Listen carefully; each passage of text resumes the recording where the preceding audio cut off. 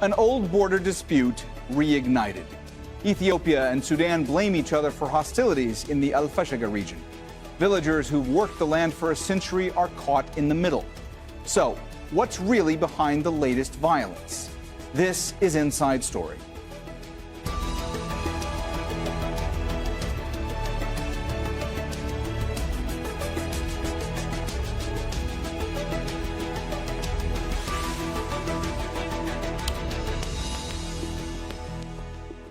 Hello and welcome to the program. I'm Mohammed Jamjoom. Ethiopia and Sudan are warning each other against worsening a historic border dispute. They fought over Al Fashaga for a century. The 250 square kilometer region is rich and fertile. Sudan says colonial era treaties show it's part of its territory, but Ethiopians have long settled there.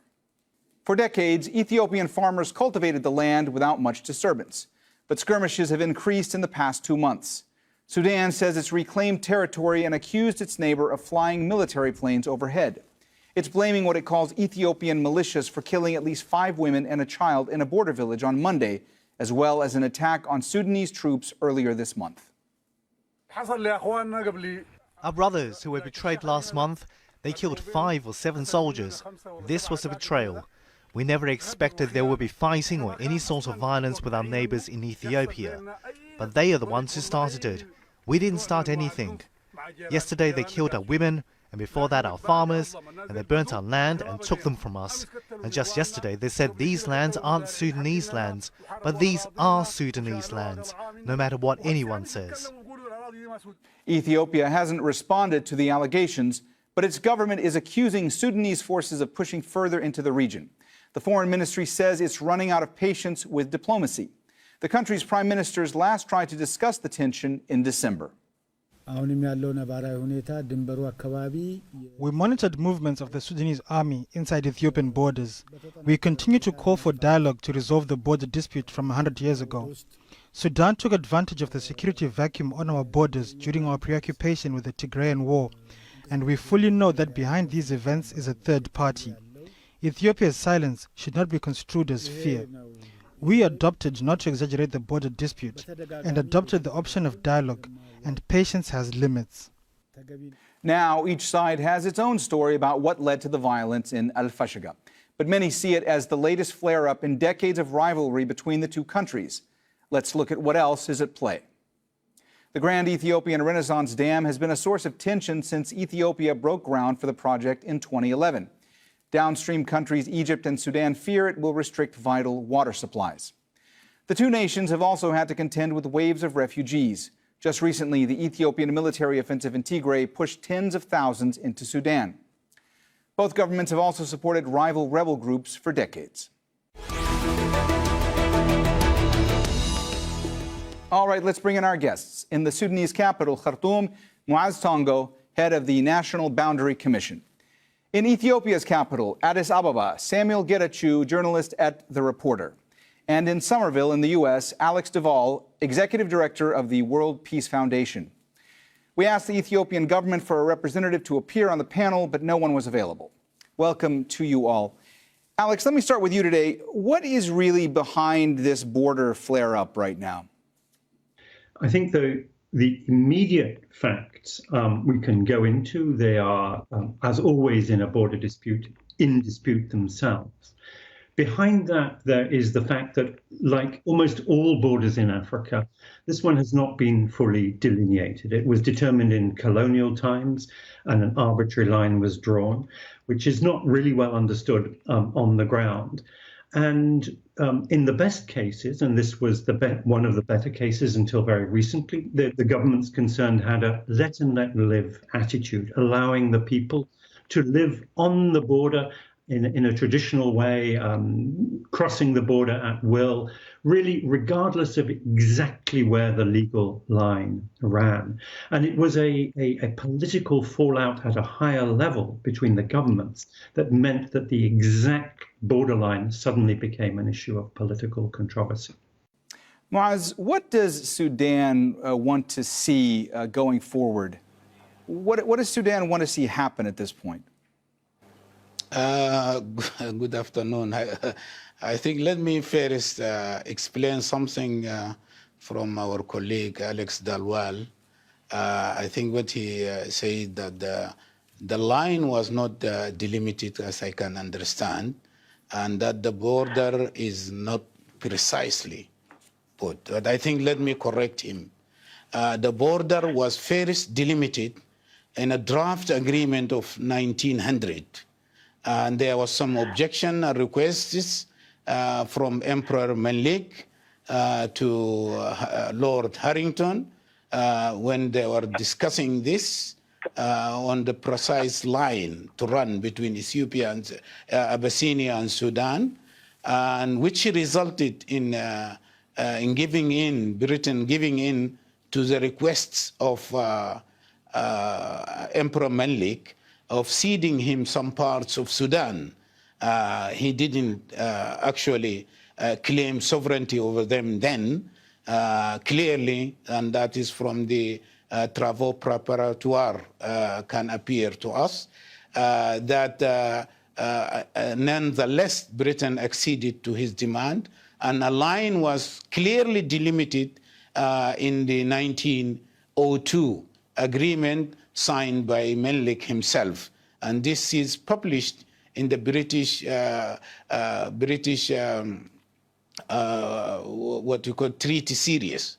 It is there for everybody to see. Then the agreement was that a boundary commission would be established jointly between Sudan and Ethiopia to demarcate this boundary. And that boundary commission was established and authorized to put pillars on the boundary line, which Major Gwyn did exactly. And he drawn the line and he drawn the map. He also took the coordinates of the boundary pillars that he actually erected along the boundary in 1903 from the point of this meeting with Ethiopian Sudan boundary. In fact, he changed the description in the 1902 agreement Muaz, instead of the boundary between Sudan, Ethiopia, and Muaz, I'm sorry to interrupt you. It's just that, we don't have a lot of time for this discussion. We know that it's a disputed territory. May I just ask you, what is it that Sudan would like to see going forward when it comes to this dispute right now? Well, I think the dispute is a novel thing. The boundary was never disputed. Even in 1972, the exchange of notes recognized the boundary pillars erected by Major Gwyn. And that is exchange of notes from the Minister of Foreign Affairs of Ethiopia is proposed, and Sudan accepted that. So there is no boundary disputes between Sudan and Ethiopia. Also, the established 2001 Boundary Commission has worked for nearly 12 years without discussing any boundary line dispute. All that we hear about boundary disputes is something novel. It started 2 months ago from the Ethiopian side. Otherwise, there was not. There was an arrangement on the boundary, cross-boundary cultivation in 1972, but that is something different. I'm really sorry. I don't mean to, Muaz, I'm sorry. I don't mean to interrupt you, but I need to give time to the other guests here. I will get back to you to another question in just a moment. Let me go to Samuel right now. Samuel, let me ask you, what does Ethiopia want to see going forward when it comes to this dispute? I think from the perspective of Ethiopia and Ethiopians, I think the Ethiopian government wants to keep its borders intact. This seems like, Sudan trying to take advantage of the situation, the conflicts that have been ongoing. Your guest has been mentioning all this agreements and all kinds of stuff that were signed during colonization era for other countries. So, it's just, it looks like Sudan taking advantage of what's happening in Ethiopia and claiming a part of Ethiopia. For example, they're trying to claim, some people are openly debating whether Beni Shangul belongs to the Sudan. I can almost guarantee you that's part of Ethiopia, and that is provoking a conflict, endless conflict, in a region that has known too many conflicts. And I think we just hope it will just end and we will come up with some kind of conclusion peacefully, because people are dying as we speak right now because of this disputes. Alex, both sides in this say that they don't want a war, but could what's happening now trigger a new conflict? I think it is already triggering something of a conflict, and it could trigger a wider conflict. Let me explain why the previous governments, the Omar al-Bashir government in Sudan and the EPRDF government in Ethiopia, decided on the compromise that they did. And the compromise was to accept the delineation of the colonial era, but also to accept that Ethiopians could continue to cultivate and live inside what was then identified as Sudanese territory, sending their children to Ethiopian schools, paying taxes, etc. And the Ethiopians didn't want to challenge this status quo because they saw something bigger at stake. And what they saw bigger at stake was Ethiopia's relations in the wider region, especially their relations with Egypt over the Nile waters. And we know this is highly controversial. And the Ethiopian strategy was, until very recently, to embed the whole Nile Waters Agreement in an African coalition and to have Sudan as an ally, or a member of that coalition.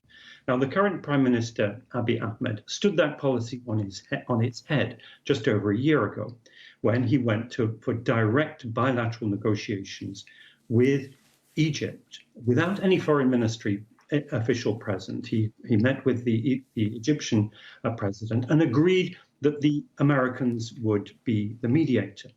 And of course, Sudan is in a very weak position vis-a-vis Egypt and America. And therefore, what Prime Minister Abiy did, not out of malign intent, but out of sheer naivety, a very inexperienced young politician without any foreign policy experience, he stood the precepts of Ethiopian foreign policy on its head.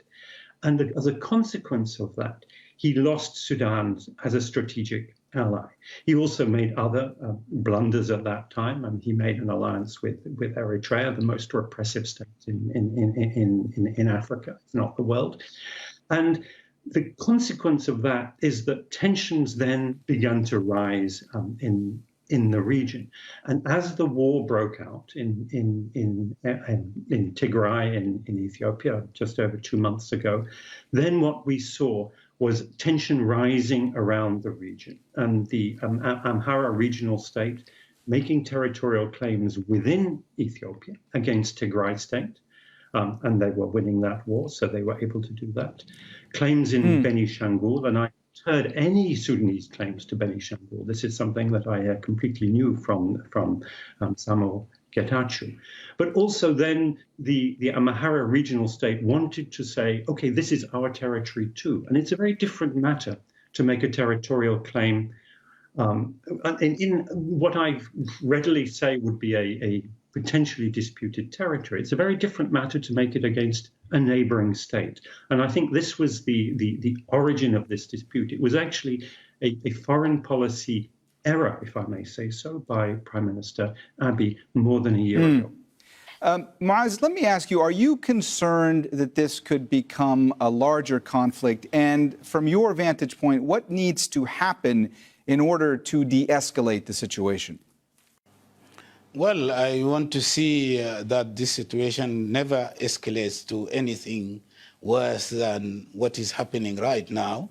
What we want to see is that what the boundary reaffirmation, a joint boundary reaffirmation report that was done between Sudan experts and Ethiopian experts in 2010, accepted and endorsed by the Joint Political Committee, and also in 2011, and endorsed and accepted by 2 presidents in 2013 to be implemented. That is all. I think that is actually the answer to all the calls for escalation. We don't need to escalate anything. We need to intensify the boundary pillars that were put in 1902, which both countries have agreed that is the correct course of the boundary line in 2010. And the report is there. The coordinates, the geographical coordinates are there. Sudan have accepted its duties and commitments in 1972. I would call the Ethiopian part also to respect the 1972 exchange of letters, especially that it stemmed from the Minister of Foreign Affairs of Ethiopia, and that every party should respect its commitment within that agreement, and that we cannot start to implement the agreement from the last paragraph or the last sentence. We have to agree to implement it from the first paragraph, and that will answer everything there. We do not claim any land in Ethiopia. We are not willing or even have a policy or a strategy of claiming land from neighboring countries. But we are really responsible for administering our own land, our own territory, and that if Ethiopian farmers are farming in Sudan, the modus vivendi or even the agreement was that they work under Sudanese laws, not under Ethiopian laws. They work under Sudanese laws and respect Sudan laws and the holdings of Sudanese people there. We cannot allow them to disregard that Sudanese laws in the Sudanese territory. And that is the answer. We are neighbors. We have long economic and social relations, and we cannot go away from each other. We have to share that border. So we have to go and fulfill our both commitments as it is there, not to select. I mean, agreements has to be implemented in Pacta San Servanda. Has to be with good intention to implement the whole agreement, not to select whatever each party wants and then disregard its commitment. That is all what we need and all what is to be done there. Sudan is really willing to implement the agreements done, but 1972 was implemented. Muaz, I'm sorry to keep interrupting you, but 2001 agreement. Muaz, I'm sorry. It's just that we do need to get to the other guests. But Let me ask Muaz, I'm sorry. It's just that we are running out of time. Let me go to Samuel now. Samuel, who can play an effective role when it comes to diplomacy going forward? Before I answer your question, let me personalize the importance of the Ethiopian Renaissance Dam, which is in Benishangul, which some actors of the Sudanese side is now claiming it's part of the Sudan. My generation raised $5 billion for the first time to try to build it so Ethiopia could become finally self-sufficient. It won't be, so we don't want to see our nation in such a desperate situation as it has always been, at least in my generation. So when the Sudanese side, when a few influential actors are claiming that Benishangul, which my generation has dedicated $5 billion to build the Renaissance Dam, is part of the Sudan, it hurts us because, as your guest said, the Sudan and Ethiopia have had a very strong relationship for a long, long time. That's not just cultural or economical, but we see them as one of our own. We've been helping them when they needed our help, giving Sudanese refugees, as the Sudanese are giving our Ethiopians some refugee status. So when they claim or when they say it belongs to them, it goes to show us we may have lost their support when it comes to our disagreements with Egypt. Who is going to help us? I mean, we have decent countries in the world, including Canada and the Scandinavian nations, that have always played a role in looking at peace without their own interest. So I think those countries should really come and bring some kind of solution, because we can't keep on losing Ethiopians or the Sudanese in endless, pointless disagreements which turns into a conflict. Alex, looked to me like you were reacting to some of what Alex was saying there. Some of what Samuel was saying there. Let me also ask you, these border tensions come at a time, when people are trying to resolve the three-way row over the Renaissance Dam. How much does this complicate the dispute? It certainly does complicate the dispute. I must say I've never heard of a Sudanese claim to the territory of the Renaissance Dam. That's something completely new to me, and I do follow this very closely. I would also add that the architect of the Ethiopian foreign policy around the Renaissance Dam, His Excellency Seyum Mesfin, the revered foreign minister of Ethiopia for 19 years, was killed a few days ago. And I would very much hope that the Ethiopian nation is in mourning for one of the great statesmen of our era. Sadly, it is the Ethiopian government that claims to have killed him. But let me make the point that there is a key interlocutor here that is actually already engaged in trying to resolve some of these issues, and that's the United Arab Emirates, which is a friend and a patron to Ethiopia, to Sudan, and to Eritrea. And in fact, it's very clear from all the evidence that we have, not only that Eritrea is probably the major belligerent, it has been, as it were, invited in to fight the war in Tigray by the government of Ethiopia. But it seems very likely that the UAE is actually providing major financial support. Eritrea cannot finance this war on its own. It really has no economy. And to have something like 25 combat brigades in daily operations inside Ethiopian territory is a very expensive proposition, and it can't do that alone.